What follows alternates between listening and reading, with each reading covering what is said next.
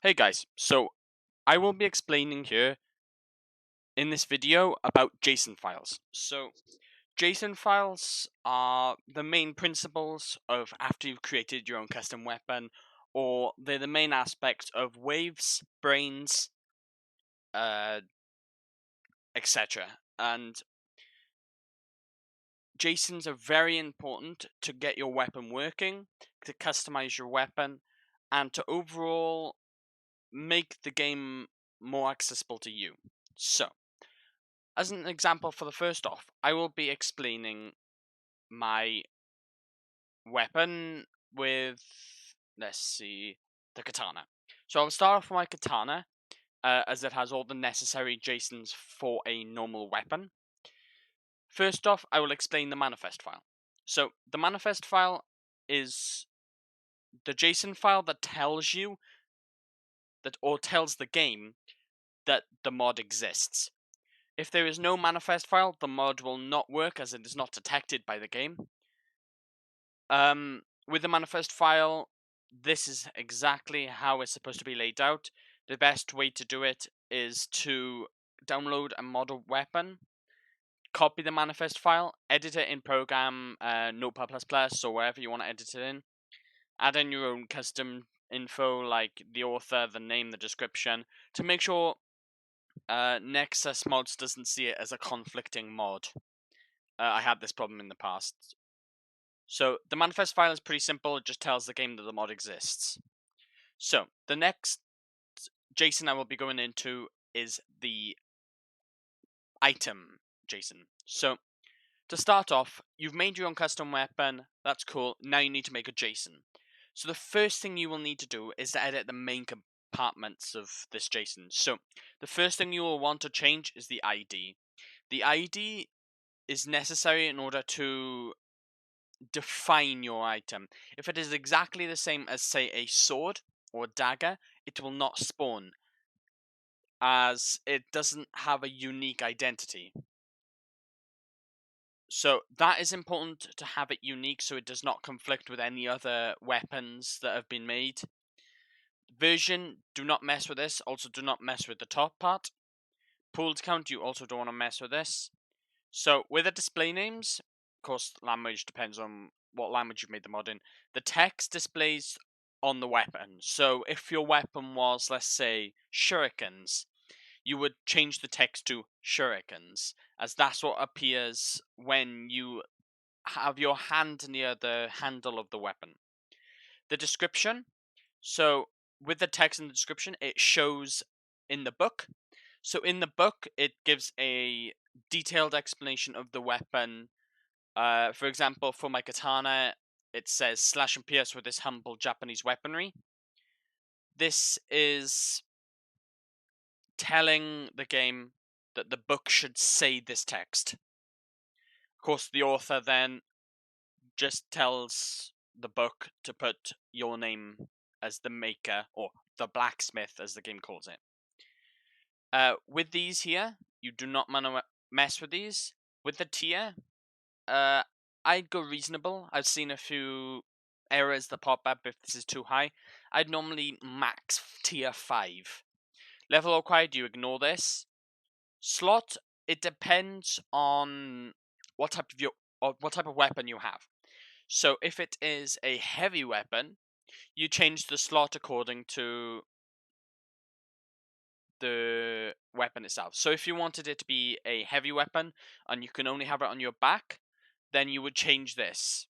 I think to have it on your back is 4, and I believe 3 is to have it as the waist and the back, but I can't confirm that as I can't really remember. Is stackable? You don't have to worry about this as much, but there is a bug in the game at the moment which makes it so you can hold multiple weapons in your holster. You could do this with my shurikens and my kunai, as an example. Category, you don't really want to change this unless you really want to. You don't need to. The category tells the game if it's a one-handed, a two-handed, a blunt, etc. If you go into the default folder and say you've made a mace, it is advised that you go into items and you copy the mace item file, as it sets most of these out for you. So for the storage category, it's pretty self-explanatory. There are 9 categories in the game. I've all specified that in my guide, the written guide. You just put in there what category you want it in. So for instance, my katana is in swords. The prefab name is very important, because one mistake in the prefab name and the entire weapon is broken until you fix it. So with a prefab name, it's got to start off with the @ sign. Then it's followed by the name of your bundle. So when you make an item in the bundle, say my shuriken here, it's in the asset bundle drags shuriken. This means that following this prefab name, it should be drags shuriken if this was my shuriken item file. Then it's followed by a colon, and then the name of your prefab. If you're not so sure about the name of the prefab, what you can do is you can right click your weapon in the one where you've exported. You click copy path, and then you paste it in, and only have the end part, so you can delete these parts here.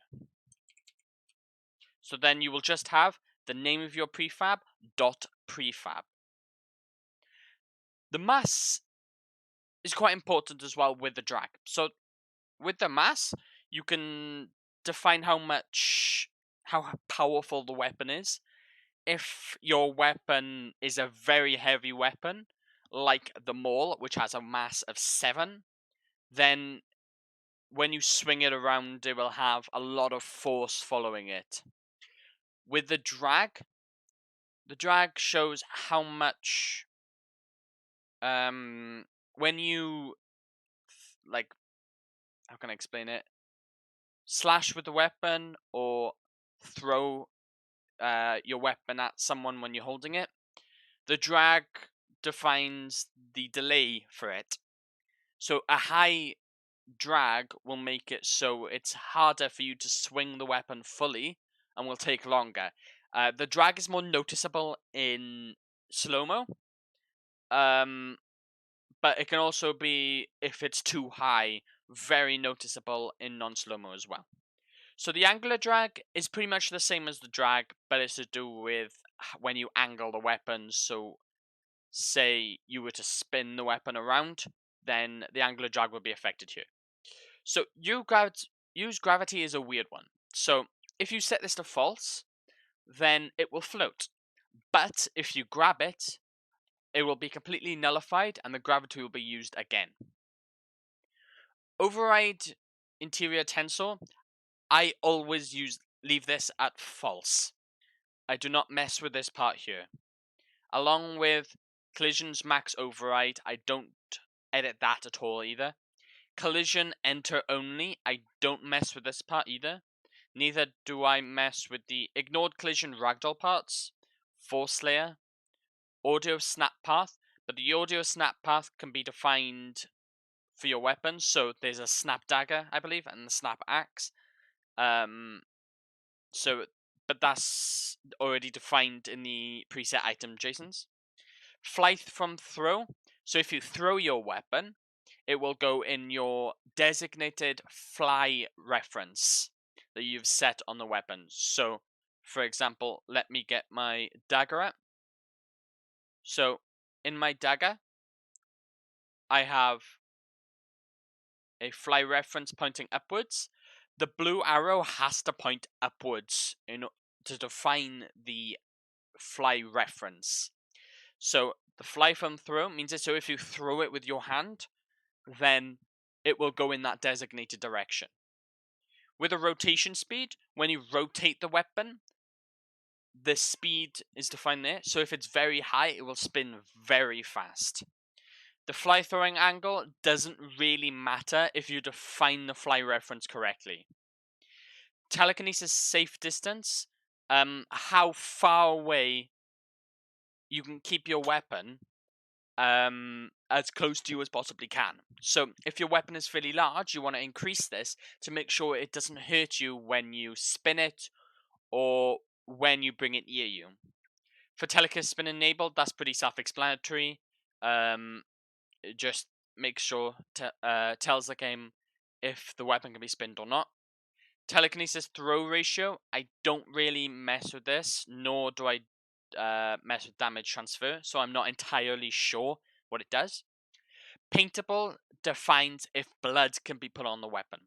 With transparent weapons, normally it creates errors in the console, so I normally set this to false. I had a problem with this with my katana during update 5, in where it would make the handle grey. I don't know why. So I had to turn paintable off my katana, but luckily enough it's been fixed now. Grippable is self-explanatory, just shows if the weapon can be gripped or not. I do not mess with this part here. However, with the modules, this is if you want to define a script. So for instance, in my shuriken, I have a spin script to make it so when you throw the weapon, it spins in midair instead of being in one direction. I do this by at the top with the type, and then I define here with an item module loader, just like that, to define the DLL is specific to this weapon. Now, the damages part is very important. So, one mistake in this, and you cannot grip your weapon. So, for instance, as first, your transform name should be defined in the item in Unity. So, as you can see here, in my shuriken, I have Pierce. With Pierce, that's the transform name. The damager ID is then the ID of the damager that you use. So I will get on to making your own later. But I normally use the presets if I need to. So for instance, for my shuriken, it's the dagger pierce, and in my katana, it's my own custom damager ID, katana slash. This is the same with blunt and slash also. Interactables is the handles. So the transform name, same with the damages, has to be defined in the item in Unity. So if the name of the handle is handle1, then the interactable's transform name will be handle1. The interactable ID is how the weapon is handled. I don't usually mess with this. I normally leave it the same. But if you want your own custom interactable ID, then that's entirely up to you. With the override hand pose, if you've made your own hand pose, which I'll not get into because I haven't created one myself, you set this as true, and you define the ID of the hand pose. You can also find hand poses in the default folder, which should be right here. So default close, open, whatever you want to use for the hand pose for the weapon. So next I will get on to the whoosh. So the whoosh, same with the damager and the handle. If it should be named whoosh, or if you've named it differently, then that's the transform name. The FX ID just defines what sound you want to use. So this can be found in here. So these are the sounds that are made in the game. The whooshes are mainly at the bottom. That's the kind of the whooshes you want to make. So for instance, if you've made an arrow, you'll use whoosh arrow, and so on and so forth. I don't usually mess with these; it's not very necessary. However, if you wanted to make the sound all the time, then you change the min velocity to 0. Of course, if you have multiple interactables or damages or whooshes, make sure you have this comma here to explain that to the game that there's another one. If there's a comma right there, it will not work as the game tries to find another handle or whoosh or damager, and it can't, so it fails. Mainly, if you've done the damages wrong, you will get the glitch where if you try and pick up the weapon, your arm gets very long and you cannot physically pick up the weapon normally. Now that that is done, I will go on to the custom damages. So here's my katana slash damager. You cannot use old damages. Same with item JSONs. You cannot reuse JSONs from the old update. Just because they change all the time. And yeah, it won't work. So firstly, same with the item JSON, you have to define the ID. With this ID, you then define it in the item JSON you want the custom damages to be.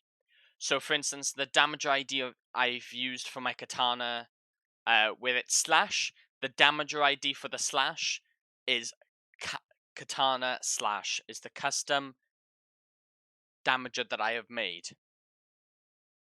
Now, type, do not change. Impulse, I don't usually mess with this as it's fine on its own. So the damage min max is the specific damage that you want the weapon to deal. So, for instance, my slash damage is 4 damage to 8 damage. Of course, it all depends on the angles. This also doesn't affect dismemberment. As dismemberment, I believe there's a fixed amount of damage. So this is mainly damage that is dealt with normal attacks like stab, blunt, and slash. I don't usually mess with any of these, really. The player damage multiplier is if you are hit by the weapon you are holding, how much damage it will deal to you. This here is how much damage it will deal when it's thrown. This is done as a multiplier, so it will be this number times by these numbers. So for here, if I throw my katana and it slashes, it deals 8 to 16 damage. Bad angle damage type, I don't usually mess with this, but the bad angle damage, if you manage to do a slash, but it's very crap, then it will define how much damage it will deal. So for instance, if I did a really bad slash, it would deal 1 damage. I don't usually mess with this. Now, the knockout on hit, 0 is set to false.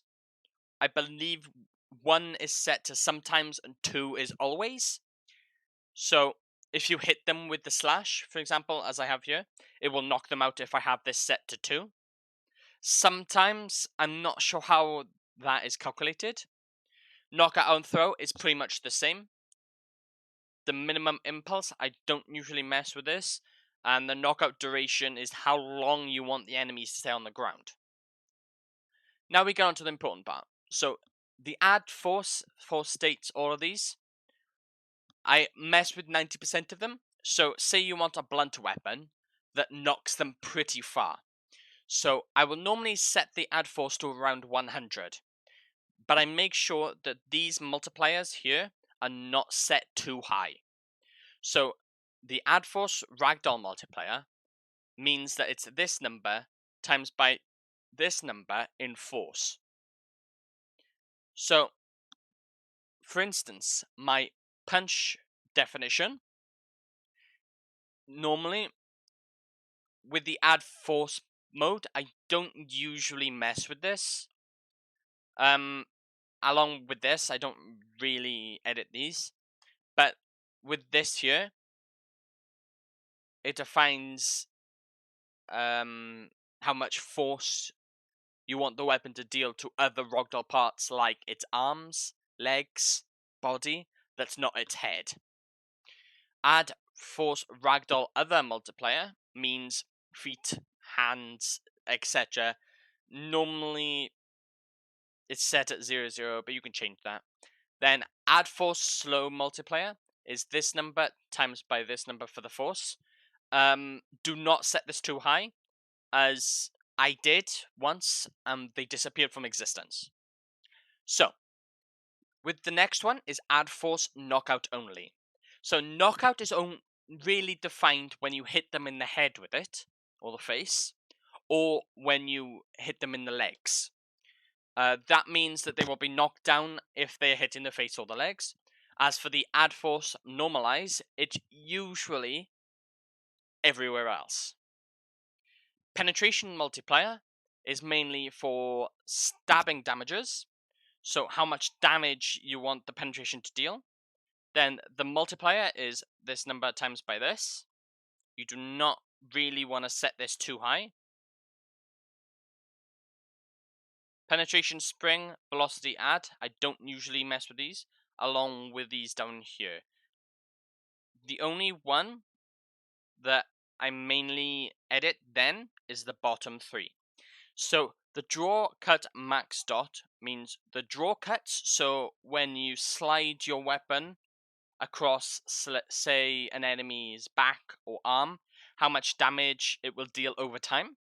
The cut draw multiplier defines how easy it is to draw cuts. Then the slice multiplier, which is my personal favorite, is how good the weapon is at dismembering the enemy. So for my katana and my one-handed sword, it's set to a pretty high amount as it feels good to dismember enemies. So when your damager is complete, which I advise you edit these here, once that is complete, you can then edit it in your own way. Of course, you can then attune these to how you want it. So, next I will go on to waves. So, let me just close all of these. So, waves are I think they're a little bit bugged right now. So, I will go into my easy mode and I'll go into my waves. So, for example, I will go on to my very easy arena. So, here I have defined the type. Don't mess with that. The ID you will want to change to make it unique, otherwise the wave will not work. Do not edit these two here. The category is what you want the category to be named. So say your name of the mod was City Fight. The category would be City Fight, and that's what it would be defined as in the wave book. Then the title is, for example, if the category was easy, like it is in the default game, the title would be Wave 1. Here, my category is Easy Mode 2.0, and the title of it is very easy. The description then, it just tells the player in the book what to expect from the wave. Loop, meaning that the wave will never end. Max Alive is bugged at the moment. It doesn't work. That's why I'm not releasing my 1v1 mod pack right now, because they will spawn indefinitely, which sucks. So levels, it defines the maps. So say I wanted this wave to be accessible in the canyon. So I add a comma and then I put in quotations canyon. That's it. That will work in the canyon now. So next is the player health multiplier. So how much health you will have. And then the enemy's health multiplier is the health that the enemies have. So these are times by your maximum health.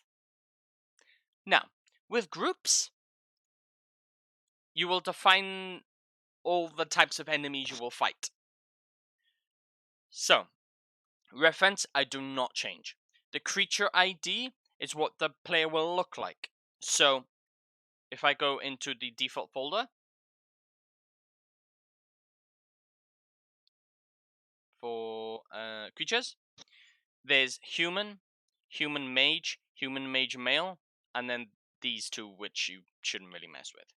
So creature human is like the humans for bows, the humans for normal fighters, shield bearers, etc. Human mage is for male and female mages. Human mage male is specified mainly for cultists because there aren't no female mages for the cult. And then these two are just the test and your character. Your character you will want to change if you want to edit your own, well, you. So in the creature player definition, you specify health, all this stuff really you don't really need to mess with. Locomotion speed, air speed, how much speed you will have in the game. You don't change the prefab names or container IDs for this, you just override it by putting it in another folder with a manifest file, and make sure that it is in a folder, so it's not standalone. Anyway, going back to the waves, the creature table ID, which is right here, defines what spawns. So I usually use the Barbarian random one. However, in the arena, that's normally the default. Override team, if you want allies, you set this to true and you put it as team 2, I believe. Override container and then the container ID. I will get to these now actually. So with the container ID, it specifies what weapons you want your enemies to hold. This will work with custom weapons too. So say I go to the container IDs. So here it's set to Barbarian 1H.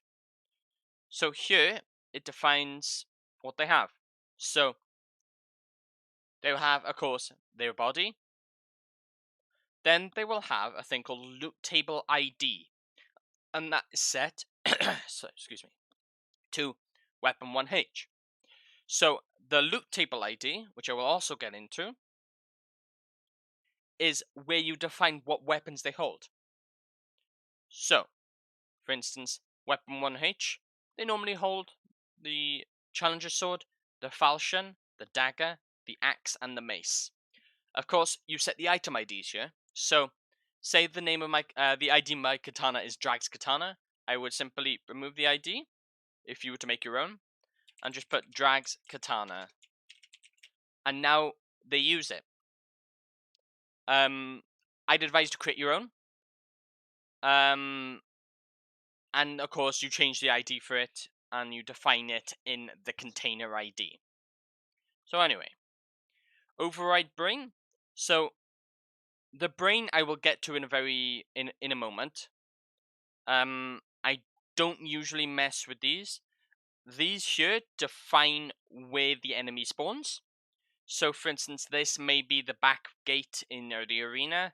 This may be the front gate in the arena, etc. Going on and on, making sure that you add commas here to define going down the list until the final one, which you will not need a comma. Now, I will go on to brains. So, custom brains are finicky. You'll need to really mess with brains to make sure they work properly. Hence the only reason why I haven't released my Let's Fight mod yet. So, my Let's Fight mod, I have my brain here. So, simple stuff at first. You create your own ID. I don't mess with these. So the can leave is, say the round ends, or they have no weapon to hold, they will leave. Simple as that. I don't usually mess with these. With the knockout stagger only, this will override your weapon damager for knockout only. So they can only be knocked out when they're staggered, say if you punch them in the chest. Run speed ratio shows how fast they run. Allow disarmed, which is right here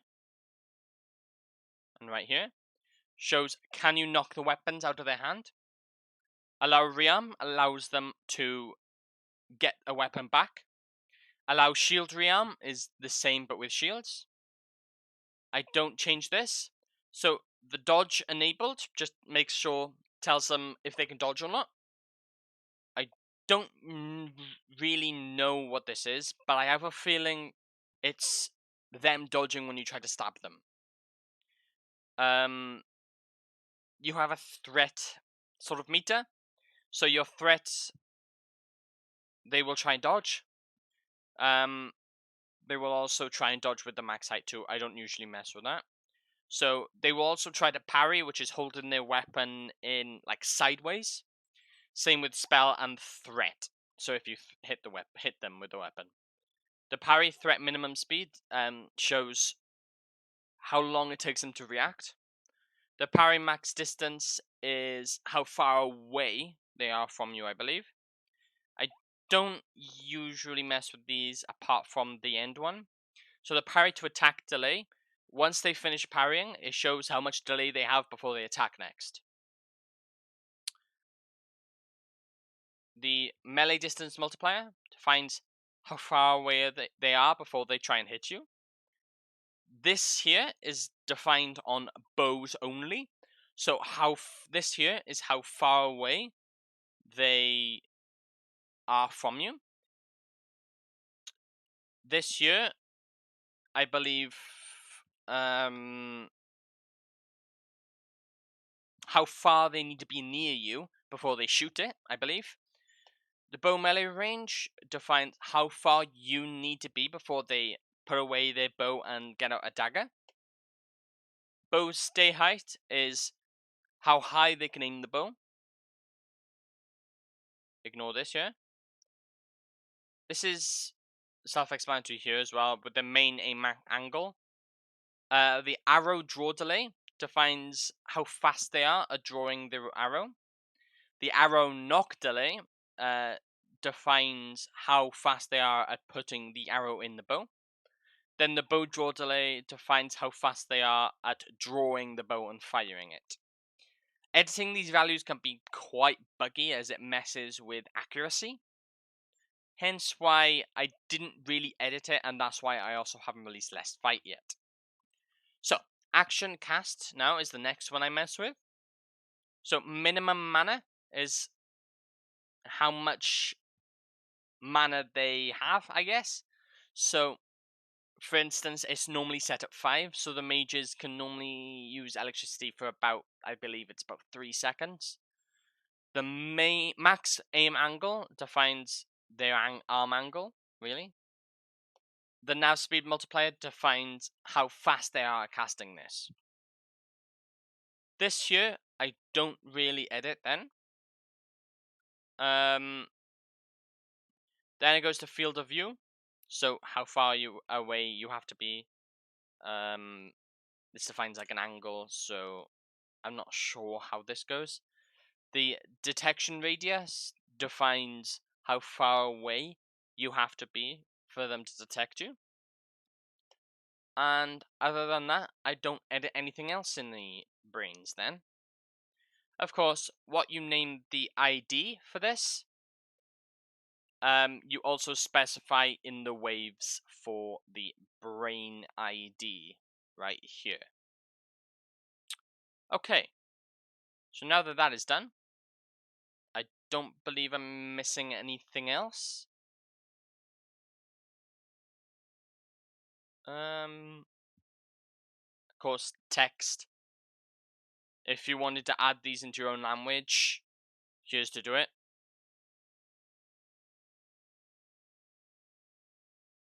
I believe that the dev is actually adding his own languages in, so I believe he already has a lot of help from other people in translating the game into different languages.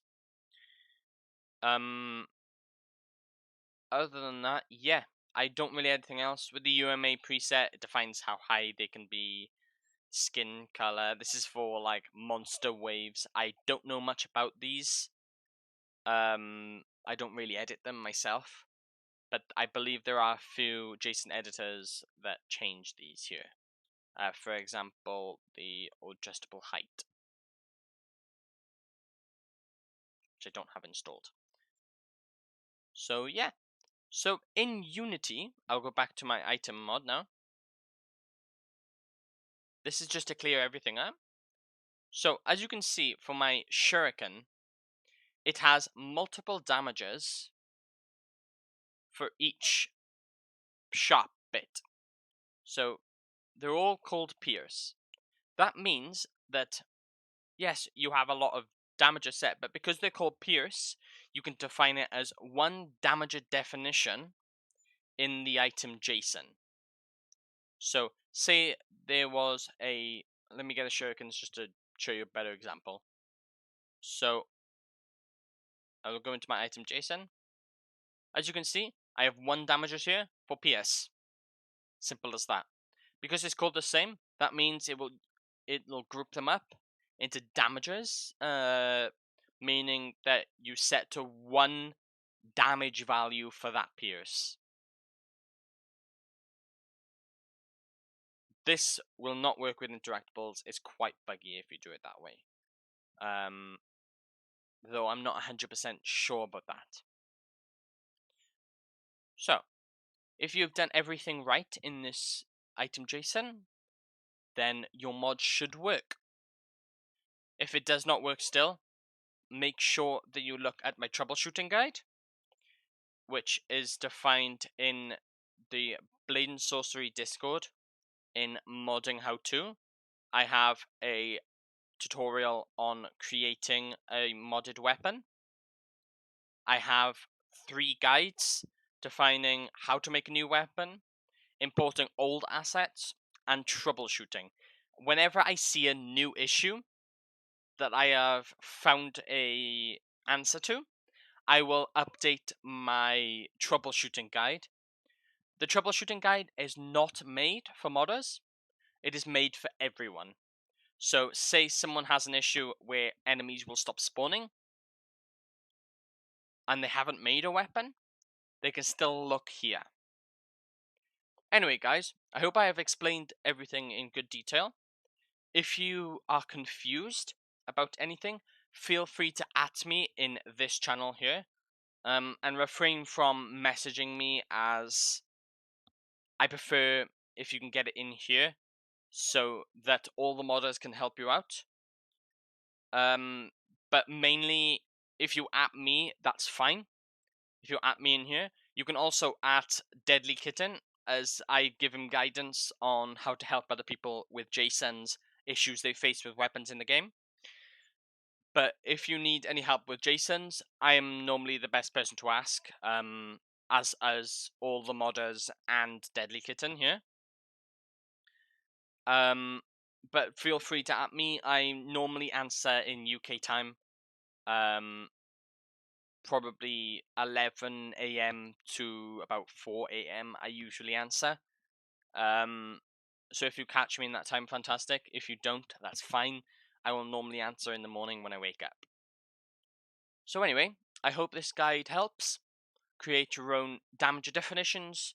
Make sure you get no errors in the item definitions. Create your own waves or brains. I hope you have a good day, and I'll look forward to seeing all of your mods in the future. Thanks for listening and watching. Goodbye.